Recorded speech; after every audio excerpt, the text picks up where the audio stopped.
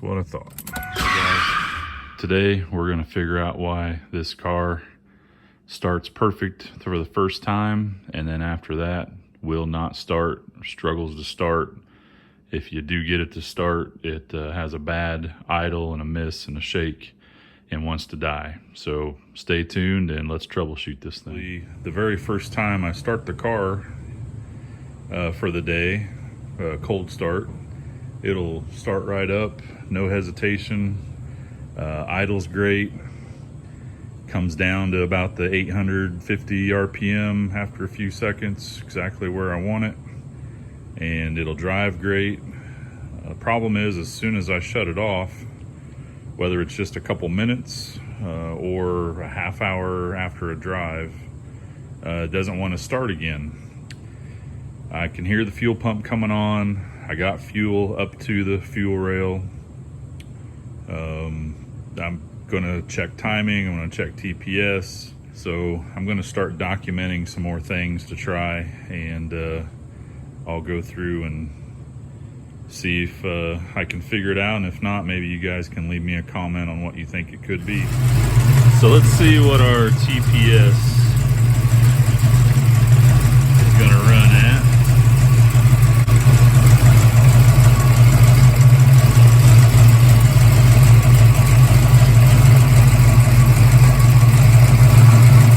Okay, 0.96. All right, so I'm gonna check my timing, and if you guys can see, I got the 10 degree marked and then a 12 degree. Looks to me like I'm about right on 12 degrees. All right, let's take some temperatures of all the cylinders here and see if we can verify at least that injectors, plugs, and wires are all working correctly here.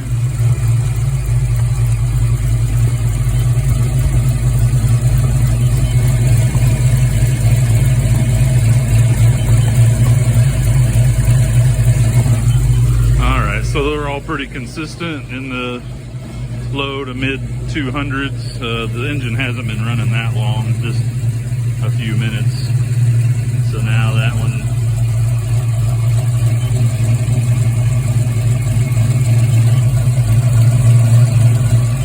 yeah. So it looks like from an injector and a plug and a wire perspective, everything's good. At this point, I've had the battery off for about a half hour, maybe a little longer. I'm gonna attempt to do a base idle reset and see what happens.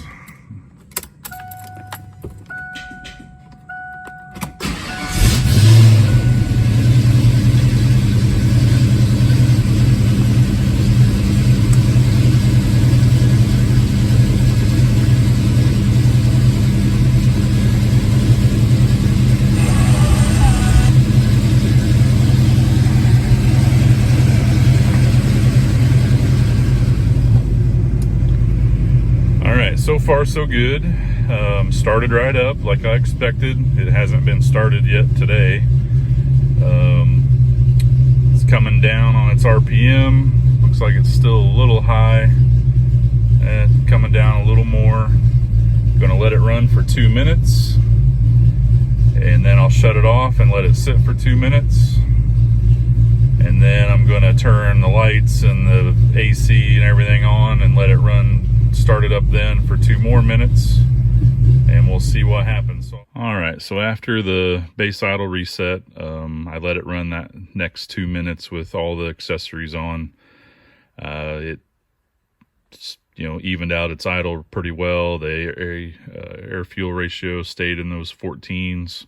Idle came down, and everything's pretty good. I've shut it off, and I've not done anything since then, other than now I've got the key back on to accessory. I have not started it yet.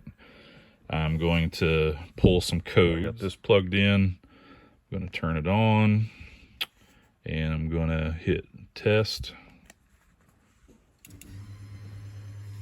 It'll start making a bunch of noises, and we're going to write down all the codes that we get. All right, we we got an 81. That's going to be some EGR stuff, which I've deleted everything. That's why I'm going to get several codes around EGR and thermactor and stuff like that. There's an 82. I think that's the same deal. Should get a couple more codes in the 80s that's around the emission stuff that I've removed. We'll look them all up once I get everything.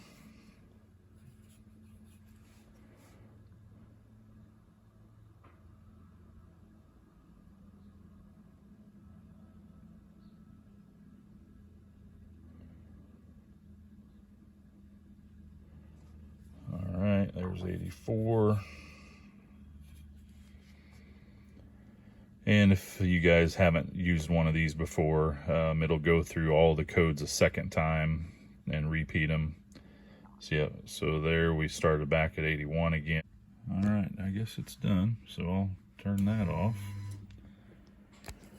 Okay, so let's look up our codes here. So we had 81, 82, 85, and 84.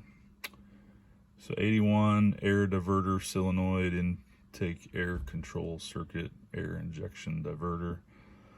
And then, so that's emission stuff. 82, 85. Canister purge solenoid circuit failure. Yep, so that's removed. 84. EGR vacuum. Yeah, that's removed. And then we had a 10, which just means it's flipping between, and then this 11 is a system okay, so that means no other codes. Kind of hoping it would lead me somewhere with what's going on here. All right, on to the next thing. All right, so I went through the manual a little bit. The first 4 codes I got were considered the self-test active codes. Then the pause and the code 10 separated it to the next test, which was anything that was in continuous memory. I got the code 11 indicating there was nothing in the memory.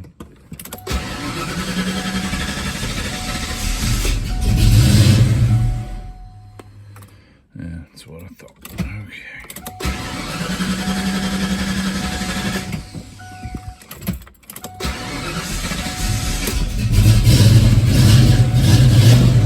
So now I'm going to start the key on engine running test.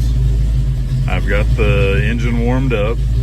I've got the code reader plugged in. So I'm going to turn it on. Once I tell it to start running, it's going to jack the RPMs up for a while and start going through some tests.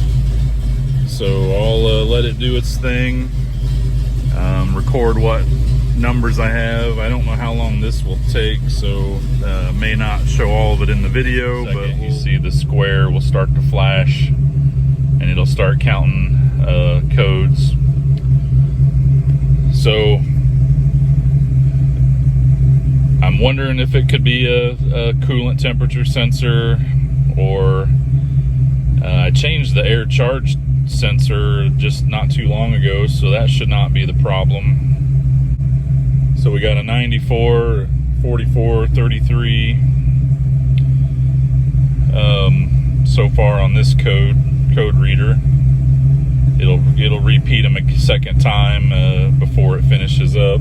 A 94 while running, you can see here, air diverter solenoid circuit fault, so that's expected since it's removed. 44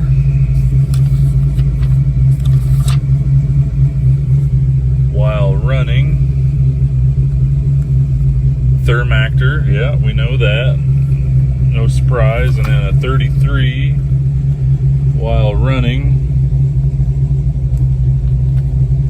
EGR valve not opening.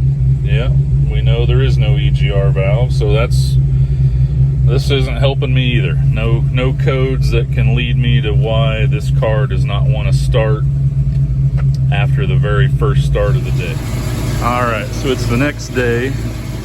I just went and bought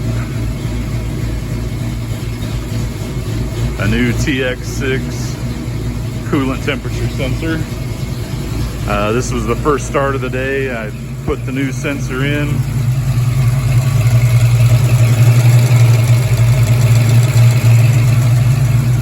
Right there's the new sensor. Here's the old one I had. It's only about 2.5 years, 3 years old. But that's my next thing to try.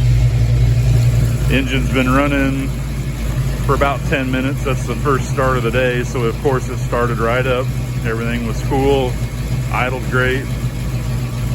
I'm getting ready to shut it off and we'll try to restart it. Now in the past, that's always been the issue. After that first start, it does not want to start anymore. And when it finally does, it does not want to run very well. And it wants to keep dying and kind of surge. So we're about to find out if this is what fixes the problem.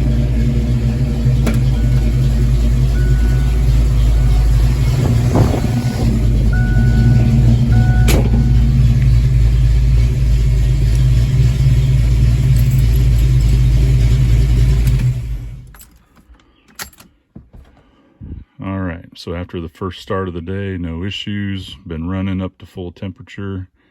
I've replaced that coolant temperature sensor.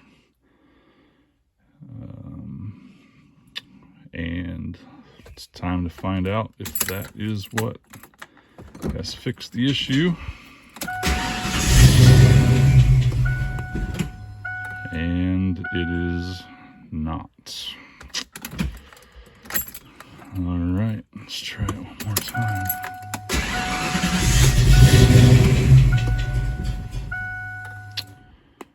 Awesome. All right, so I'm back out here. It's been a few hours. Engine's cooled off. I've been doing some research, looking at some forums. Gonna turn my key on, and we're gonna see what my fuel pressure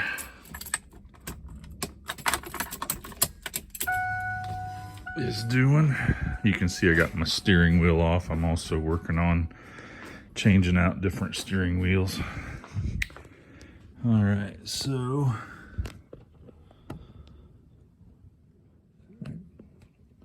it looks like with the key on, fuel pressure went up to about 22, 23, and now it's slowly dropping, so it's not holding pressure. So I have a suspicion. Here's my problem. And there just came out some fuel from the pressure regulator. Okay, so probably have a bad fuel pressure regulator. I'm gonna take a quick look at a spark plug here. And I'm guessing those are all gonna be pretty fouled.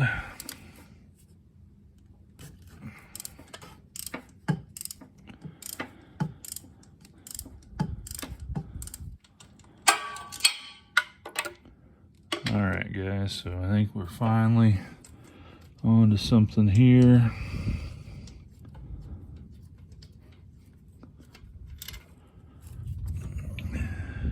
Oh yeah. Now these are brand new, basically. Less than 250 miles on them too, because I changed them with the distributor and the coil and the wires. Dark, dry, black soot, so very rich, getting way too much fuel.